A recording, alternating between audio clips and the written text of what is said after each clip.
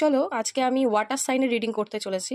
যারা water sign রয়েছে, মানে ক্যান্সার, স্করপিয়ন, স্পাইসেস, কর্কট, বৃশ্চিক এবং মীন রাশি যারা রয়েছে, তাদের এই জুলাই মাসটা কেমন যেতে চলেছে, ঠিক আছে, ইউনিভার্সিটি থেকে, ট্যারোটের থেকে কি গাইডেন্স আসছে আমরা দেখে নেব। ওকে, তো ফার্স্ট কার্ড, ওকে দেখো, ফার্স্ট কার্ড এসছে 5 অফ পেন্টিকেলস। সো জুলাইয়ের প্রথম দিকটা করে হতে পারে যে ফাইন্যান্সিয়ালি কোনো প্রবলেম থাকতে পারে তোমাদের, কিংবা অনেকের ক্ষেত্রে হেলথ ইস্যু একটু কিন্তু হতে পারে, ঠিক আছে।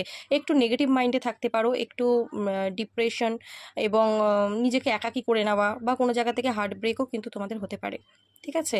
তো মাইন্ড একটু কিন্তু খারাপ থাকতে পারে, একদমই তাই। ওয়াটার সাইনদের কিন্তু জুলাই মান্থটা একটু কিন্তু মানসিক দিক থেকে আমি বলবো ইমোশন সাইড দিয়ে কিন্তু একটু স্যাড স্যাড যেতে চলেছে, একটু দুঃখী থাকবে, নিজেকে একাকী করে নেবে, মাঝে মধ্যেই নেগেটিভ হয়ে যাবে।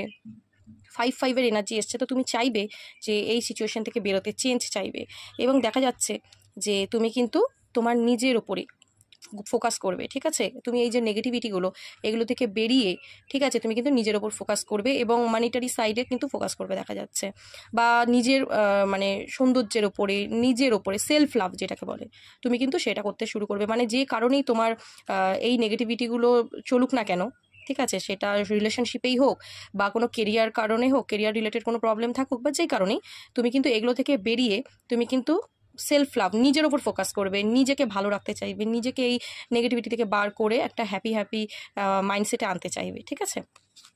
এবং দেখা যাচ্ছে যে কোনো নিউ বিগিনিং, কোনো কিছু অপরচুনিটি কিন্তু তোমার লাইফে আসতে চলেছে, ঠিক আছে।